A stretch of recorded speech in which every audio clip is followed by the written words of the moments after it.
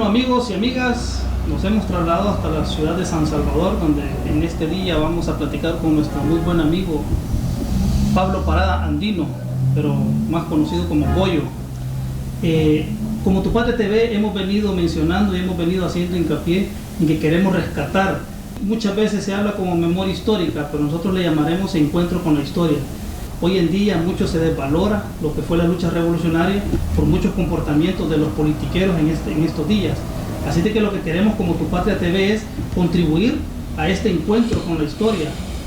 De esa manera queremos dar algunos datos, historias. Queremos también que los personajes con los que vamos a platicar pues nos den algún tipo de información, algún tipo de historia, valga la redundancia, en la cual podamos contribuir a que la sociedad salvadoreña conozca más nuestro pasado para no repetirlo en el futuro, Goyo.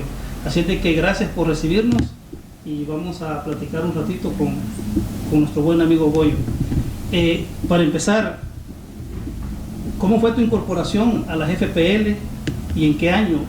Estamos a unos días de que se ha celebrado lo que sería la fundación de la FPL el 1 de abril, Goyo. Vaya, es un gusto compartir. Y les deseo suerte en este esfuerzo que están. Fíjate que en esa historia es bastante, ya hace bastante rato. Yo soy originario de un municipio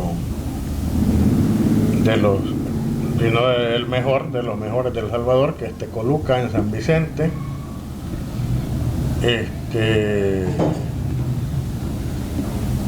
Y allá a finales del 79 yo participo en las organizaciones sociales. Todo fue en la organización social, en lo que se llamaba la FTC. En San Vicente, acordate que fue la cuna de lo que también después, ahí nació la UTCB, la Unión de Trabajadores del Campo Vicentino, que después se llamó UTC nomás, Unión de Trabajadores del Campo. En ese camino que es bastante extenso entre lucha reivindicativa, con las algodoneras, principalmente porque esa zona es plana, es altamente productiva. Esa era la actividad principal, el cultivo del algodón. Yo llegué a formar parte del equipo nacional agrario de la FTC. Recuerdo que en el 80, cuando mataron a Monseñor Romero, el equipo tenía reunión en Tres Ceibas, Guazapa. Entonces, ya la situación ya había desbordado, digamos, la institucionalidad, y ya iba rumbo a la guerra. Entonces, yo a la lucha armada, es bueno, mira, en esto del equipo nacional agrario, hay una anécdota que yo no he contado, o pocas veces la he contado, que es que resulta que el equipo nacional agrario ponía al secretario de conflictos de la FTC. Por lo tanto, ese es el que negociaba con el BFA, con el MAG, ese es el que negociaba muchos puntos reivindicativos de los trabajadores del campo. Entonces, por lo tanto, al mes, a los 2 meses estaba muerto. Un buen día nos reunimos, casi la mayoría de reuniones era para un punto obligatorio, era elegir el que iba a ir a sustituir al fallecido, al asesinado, al desaparecido. Y un día dicen, no, miren, no hay que estarnos reuniendo tanto para eso, hay que, porque nos nombramos ya a varios, al que va a ir a sustituir al recién asesinado, al que va a sustituir a que van a matar, y así a varios. Entonces, en una de esas dicen, no, pues va a ser, se nombró ahí al primero, luego al otro, que era Tonino, uno que era originario de allá de La Loma, por Cayetana. Y dice uno del equipo, no hombre, démosle oportunidad a los jóvenes. Yo esa frase la vengo oyendo desde hace mucho rato. Démosle oportunidad a los jóvenes, pongamos a Pablito. Y me traban a mí de que iba a sustituir al que mataban. Porque ahí lo estábamos eligiendo. Entonces, cabal, como a los 10 días mataron al que habíamos nombrado. Y Tonino fue a sustituir al muerto, y de suerte yo ya era de las milicias populares de la FPL, y cuando Tonino se fue a tomar ese cargo, yo como siempre he sido miedoso, dije yo, bueno, si ese ya lo van a matar, entonces yo mejor me voy a la lucha armada, y me fui a los primeros cursos de pelotón, busqué mi contacto en milicia, y así es como me incorporé a la Fuerza Armada, cabal, a la Fuerza Guerrillera. Casualmente, como a los 15 días de estar ahí, aparecieron con un cadáver. Era el de Tonino, efectivamente, como yo me lo imaginé. Fui yo a ver al cadáver. Recuerdo que tenía unos zapatos nuevos, kicker, con él usábamos el mismo número de camisa y de zapatos. Entonces le quité los zapatos nuevos, porque yo andaba los del colegio. Me los puse. Un buen cincho que andaba, le di el millo, con ese se enterró. Y dije yo, bueno, yo ya ese volador, así no me quiero ver yo. Entonces, quizás es mejor morir peleando. Entonces, así es como me incorporé. Y ahí comenzó la historia. Pues a esa fecha yo no había tirado tiros ni nada. Entonces, pero me parece interesante porque no había opción. Ahí en mi cantón, así esa es la realidad, no te dieron opciones. Y así fue en muchas partes, Boyo. Es decir, la historia misma de El Salvador y el desarrollo de la guerrilla prácticamente en todas partes del país fue muy parecida. ¿Cuáles fueron tus responsabilidades? Es decir, ¿cómo fuiste desarrollándote ya dentro de la guerrilla? Fíjate que ahí fue bien.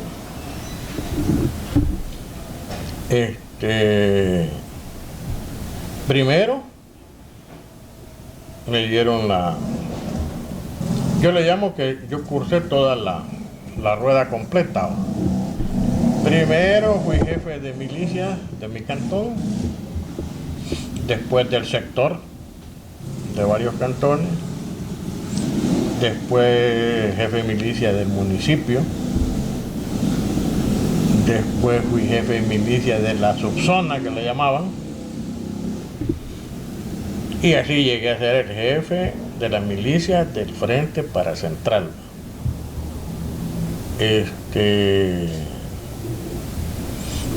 Y como jefe de la milicia de todo el frente, tenía acceso a poder. Automáticamente era miembro de la dirección del partido, tenía seguridad, y un montón de privilegios que a muchos les encantaba.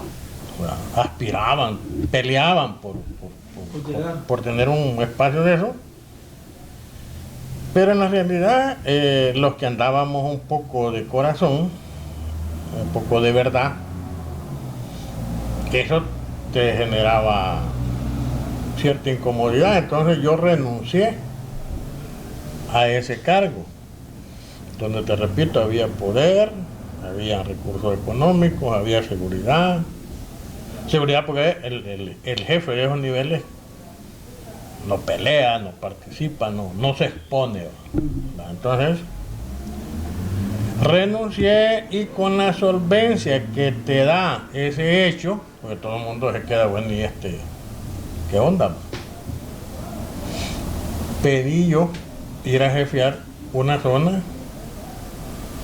en la cual, desde mi percepción y de muchos compañeros de esa época, no había habido un buen jefe, y es la zona costa,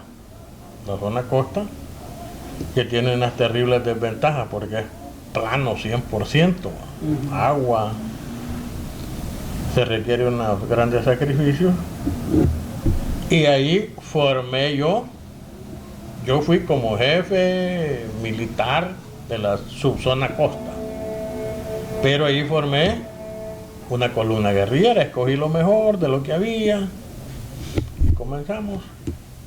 Fui jefe de la columna, después fui jefe de 2 columnas,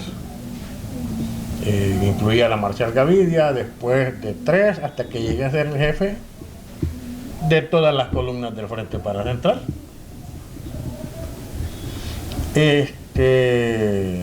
Después de eso vino la Operación del Paraíso. Eso presionó bastante la situación, los componentes, digamos, de las unidades militares.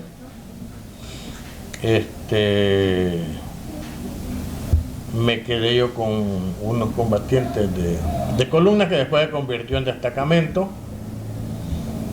y ya entré a lo que se consideraban las tropas regulares, la guerrilla regular, ¿verdad?, que en algún momento se llamaban VZ, Unidades de Vanguardia Zonales. Fui jefe de destacamento, segundo jefe de batallón, en algún momento jefe del batallón, Ernesto Morales Sandoval, y de ahí fui jefe del Estado Mayor, y de último en el Paracentral fui el jefe militar del Frente Paracentral. De ahí me pasaron en mayo del 86, bueno, no dejarlo tan genérico, en mayo del 86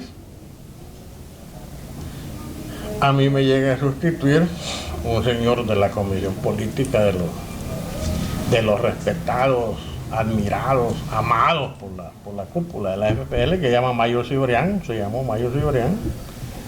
Él me sustituye a mí, y a mí me dijeron que iba con el cargo de asesor personal de Salvador Sánchez Serén, en aquel momento Lionel González, y ahí estuve. Luego hubo una desaveniencia por haberme yo opuesto o sugerido o solicitado de que se detuvieran los asesinatos al interior de la FPL. Ya después fue un medio calvario, no tan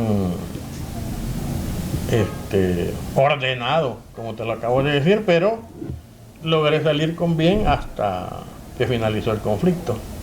Esa es más o menos la historia. Goyo, el ideario revolucionario era construir una sociedad con oportunidades, una mejor calidad de vida para todos, en concreto justicia social. Todo eso se vinculó o se fue como desnaturalizando al interior de la guerrilla. Conocimos, y nos acabas de mencionar un personaje, Mayo Cibrián. Se habla en la historia de la naciente guerrilla, y quizás en el desarrollo mismo de la guerrilla, sobre situaciones de ajusticiamientos. No sé si eran ajusticiamientos o eran asesinatos.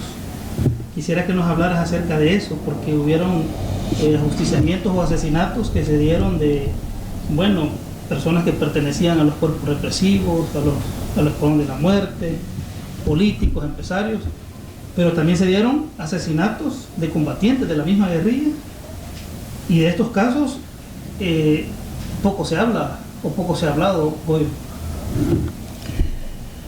Sí, con la primera parte, mira, sobre el ideario, ahí hay en la guerrilla, en realidad hubo un momento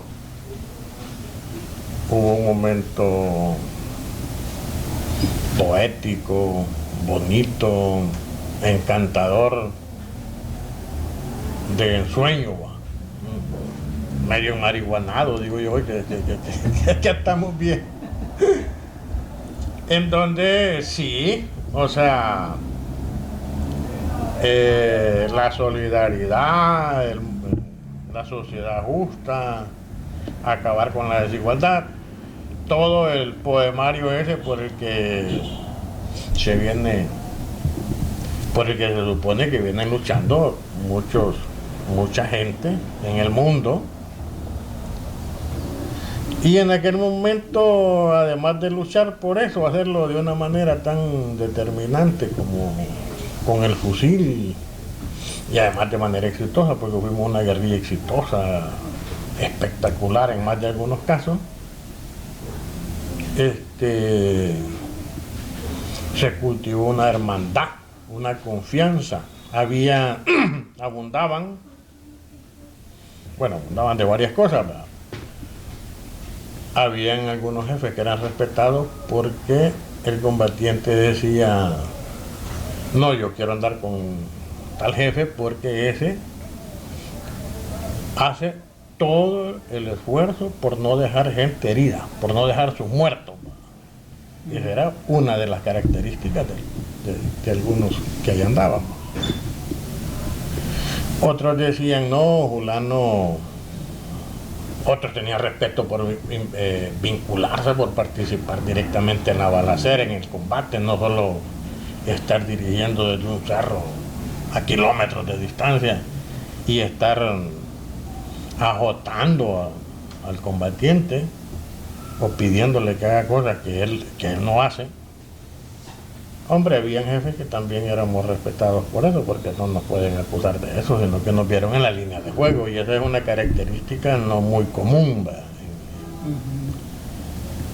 Entonces, y además uno que andaba ahí sabe de que abundaban compromisos de personas, ¿va? De que si a vos tenés dificultad de salir, vos tenés la certeza de que el que anda con vos no te va a dejar ahí empantanado. Entonces, con todo esto lo que te quiero decir es que la hermandad, la solidaridad, el respeto, el interés por tu bienestar, si tenías gripe, si estabas enfermo, porque no estabas bien, ese era más allá de los conceptos políticos de justicia y todo eso. Lo primero que tenés que cultivar para eso es esa hermandad, ese apoyo mutuo, esa confianza. Entonces, desgraciadamente vino lo que uno le llaman deformación, otros le llaman infiltración. La verdad es que no hay una posición definitiva. Bueno, la cúpula encabezada por el señor Salvador Sánchez Serén, hombre, le llaman inconveniente, le llaman problema, le llaman error. ¿Cómo le llaman? Es la combinación de todo, pero en todo caso es el acto de crueldad jamás imaginado de mi parte, realizado por todos esos que se supone eran el componente, eran la pomada que cultivaba el amor, el cuido mutuo. Entonces, porque comenzaron y yo en lo personal creo que fue una decisión política de la cúpula encabezada por Leonel González, de deshacerse de una gran cantidad de... Además es más fácil entenderlo de esa manera, pues cómo vos te vas a deshacer de los mejores jefes de destacamento. Y cuando digo los mejores es porque eran los mejores, es porque yo estuve ahí con ellos. en la balacera, en la planificación, en el asalto a posiciones, en la emboscada, en la maniobra. Yo doy certeza que esos eran los mejores jefes de destacamento, pues. Jefes de pelotón, cuadros. Y lo que pasa es que no fue uno, no fueron 10, es que no fueron 100, es que fueron más de 1000. Y en el caso del Frente Paracentral fue lo más masivo, lo más exagerado, lo más inocultable.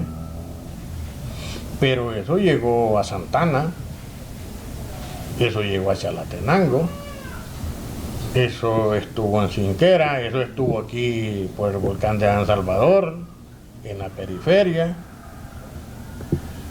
Ajá, y eso estuvo en Nicaragua, en Managua, y hasta en los cementerios, que es donde los casos más trágicos, ¿va? Como mandás a traer gente lisiada, herida, recuperada a La Habana. Entonces los mandaban a traer en Cubana de Aviación, salían del aeropuerto José Martí, en Cubana de Aviación, los esperaban en el Augusto César Sandino, como que eran protocolo. Te iban a recoger, vaya, miren, y te llevaban al matadero a torturar a la gente. Entonces no... Sería muy osado pensar que los cubanos tuvieron algún tipo de incidencia en eso. Sí, yo no lo puedo afirmar, tampoco lo puedo desmentir, ¿va? Porque los cubanos en las FPL hay una tesis fuerte, en el sentido de que los cubanos, la inteligencia cubana y los sandinistas, por ejemplo, estuvieron detrás de todo el relajo del asesinato de Ana María y posterior supuesto suicidio de Marcial. Entonces, en todo caso, no es necesario mencionar países, sino que una palabra mágica que se llama Partido Comunista. Entonces, el Partido Comunista es una sola tela que enreda y ha enredado no solo a esto, a lo sucedido en el caso salvadoreño, sino en otros lugares del mundo. Pero ahí entramos al ámbito del que yo no tengo constancia. Yo de lo que tengo constancia es que ahí están un importante grupo de ciudadanos gobernando estos años, y tienen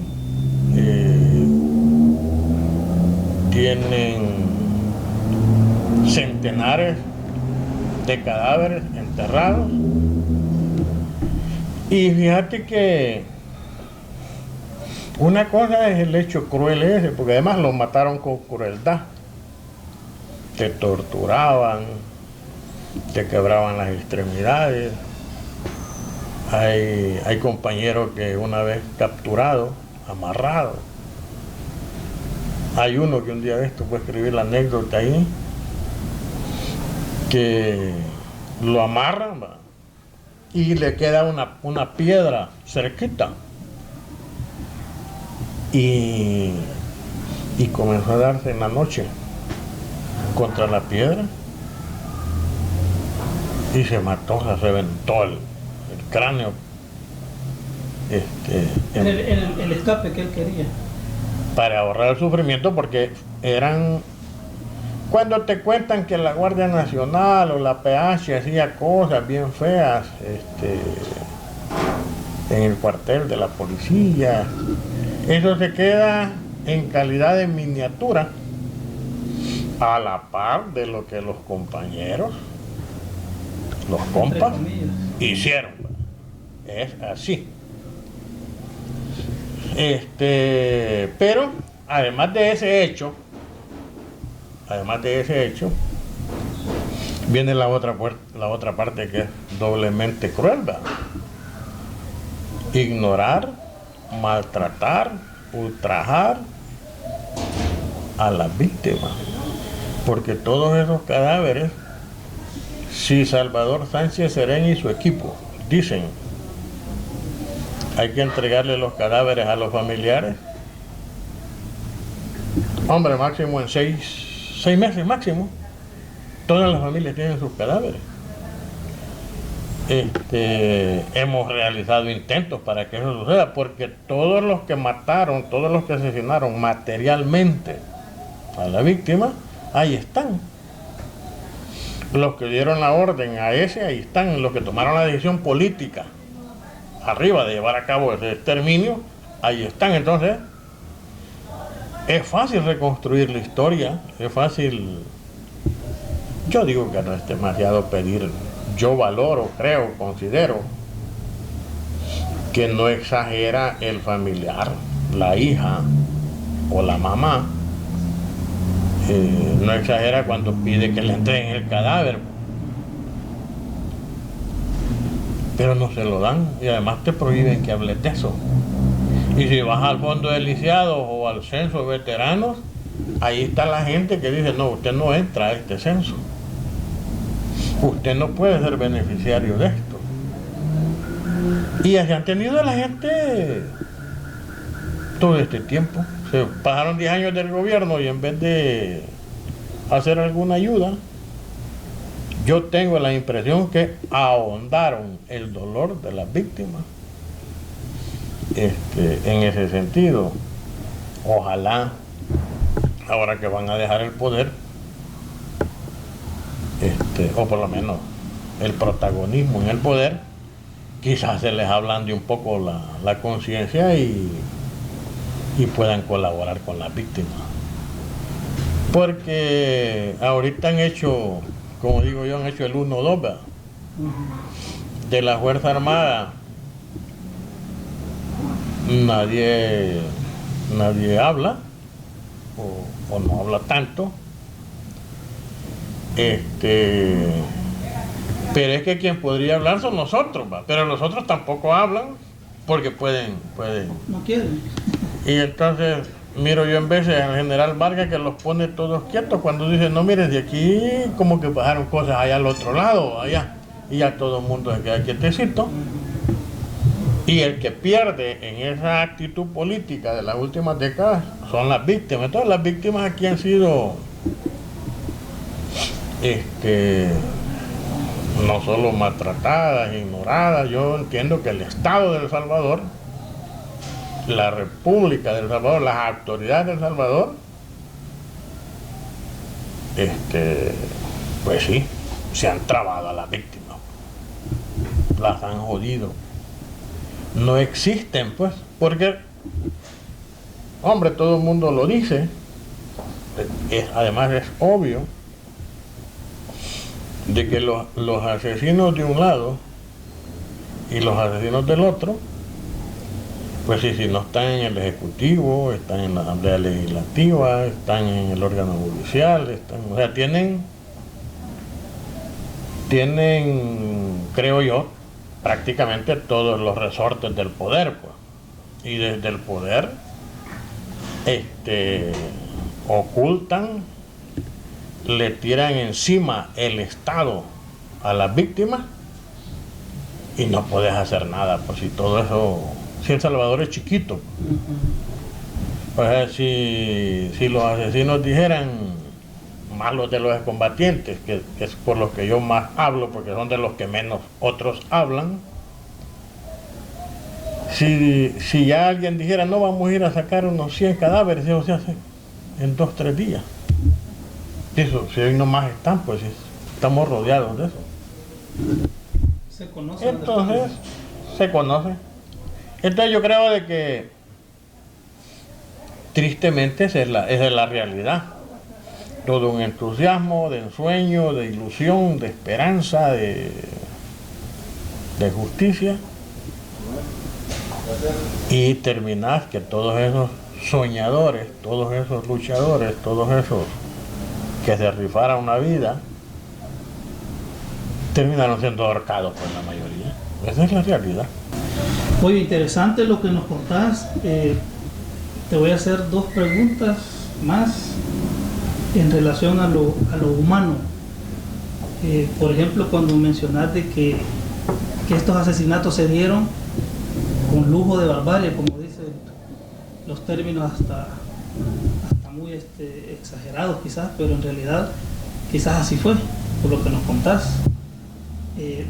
Debería de haber justicia, y esa justicia hasta dónde tiene que llegar, en el sentido de que muchas veces el salvadoreño o la salvadoreña que hemos vivido la guerra, que vivimos el conflicto armado, creemos de que ya no se tiene que hablar de eso. Hoy en las redes sociales, en los medios de comunicación se habla mucho de eso. No, ya no hay que platicar porque eso ya pasó, porque hay que estar abriendo las heridas, pero en realidad si queremos construir otro futuro, habría que ver quiénes han sido los responsables, güey. Mira, yo creo de que hombre, tiene que haber verdad. La gente, yo conozco a bastantes,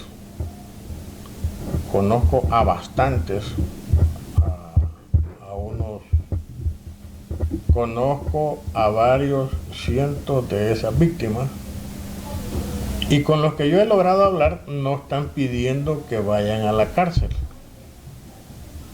Así como oigo el discurso yo de los que han sido asesinados por la Fuerza Armada, no. Hombre, lo que sí es cierto es que debe de haber justicia. Ahora, ¿qué tipo de justicia?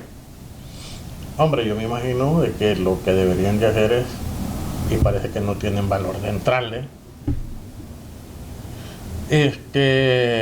ahí están los conceptos de justicia transicional, justicia restaurativa, etcétera.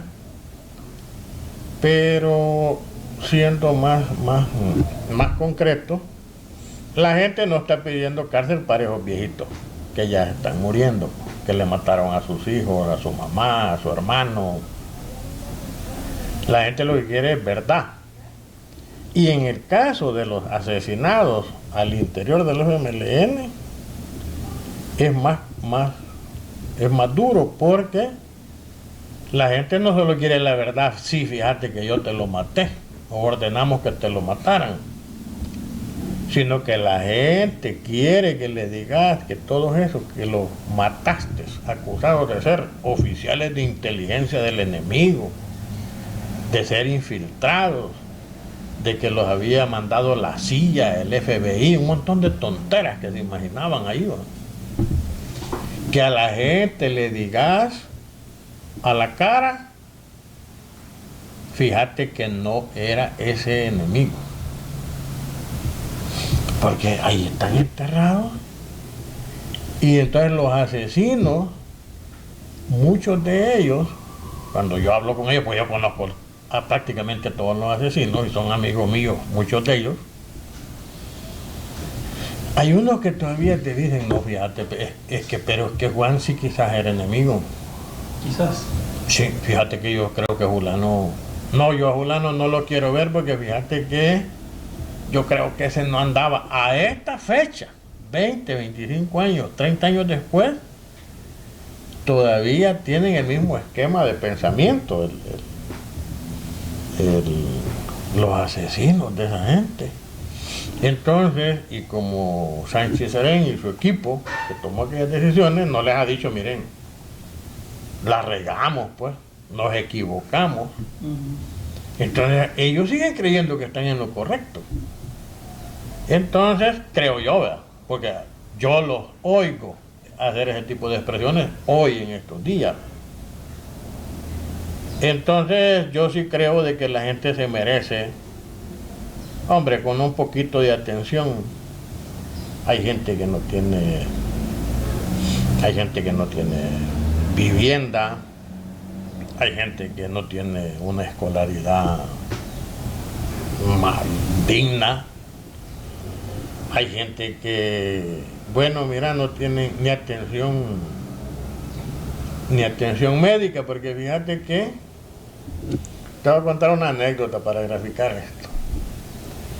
Yo conozco el caso de una persona que le mataron 2 hermanos, le mataron 2 hermanas, le mataron 2 sobrinos, una sobrina y un sobrino, 6. Y el otro no sé qué era, eran como 7. Y ahí vive, porque resulta que además hoy uno de sus asesinos, de su familia, vive ahí a unas cuantas casas. Pero el que dio las órdenes también es líder político ahí en el municipio y en el departamento. Es un líder revolucionario y todo. Y además, él viene con ese miedo. Él, sus hermanas, su familia están con el miedo porque saben que esos mataron a toda su familia. ¿Y tienen miedo? ¿Que les pueden hacer algo? No solo tienen el miedo, sino que lo tienen confirmado. En más de alguna ocasión les han dicho: no critiquen al frente, no ven que los podemos matar, pues. En su cara, ante la comunidad. Y no te estoy hablando de hace 5 años, ni de hace 3 años, estoy hablando de hace 1 año y medio que les ha pasado delante de la comunidad en asamblea. Mirá, Julano y Mengano, vos no opines sobre eso, no ves que te podemos matar. Hombre, digo yo que ya respetarlos, pues ya sería bastante, pero seguirlos ultrajando a esta fecha, creo yo que la gente no se lo merece, ¿va? Y va en contra de la dignidad del ser humano, de las personas que han sufrido tanto, güey. Bueno, terminamos con esta entrevista por el momento, güey. Esperamos seguir platicando, conociendo más datos. A mí me ha llamado mucho la atención y también indigna cuando se conocen algunos casos. Por ejemplo, escribías ahí en las redes sociales acerca de algunas personas que fueron asesinadas. Recuerdo bastante una muchacha que estaba embarazada, que incluso los que hicieron eso decían de que el niño que iban a nacer iba a ser un enemigo, así creo que era. Son situaciones que indignan. Por eso nosotros también nos hemos dado la tarea y nos hemos comprometido a conocer la historia, para que no se repita y pues para que también los que sufrieron, los familiares también tengan justicia. Ojalá y se lograra llegar a la justicia. Y como muy bien lo decís, pues la justicia no es que vayan presos, sino que se conozca la verdad, que se les entreguen sus restos. Cabal. Así que te agradecemos, Goyo, que hayas estado con nosotros, que nos hayas recibido acá. ¿Verdad? Un último mensaje. No, ahí estamos a la orden. Yo creo de que vale la pena. Yo creo en esto de rescatar la memoria o encuentro con la historia, como tú le dices. Pero lo que pasa es que yo soy de los que creo que hay que agarrar la historia redonda, completa. Porque si no tenés un montón de esfuerzos, que en este caso que te acabo de señalar abunda, que sacar dinero del Estado, de la alcaldía, para celebrar la fecha en que mataron los chaneques o la Fuerza Armada, mató a estos 20, a estos 40. Pero resulta que no aflojas $1 para que los otros muertos puedan hacer una misa, puedan hacer una excursión, puedan hacer algo. Entonces, como que esos valen más que los otros. O los que maté yo, hay que reclamar justicia por los que mató pero quedémonos impunes con los que maté yo. Yo ya en ese jueguito, además de que me parece tonto, me parece poco digno de estos tiempos, y en esa lógica, contá conmigo. Ahí estamos. Bueno.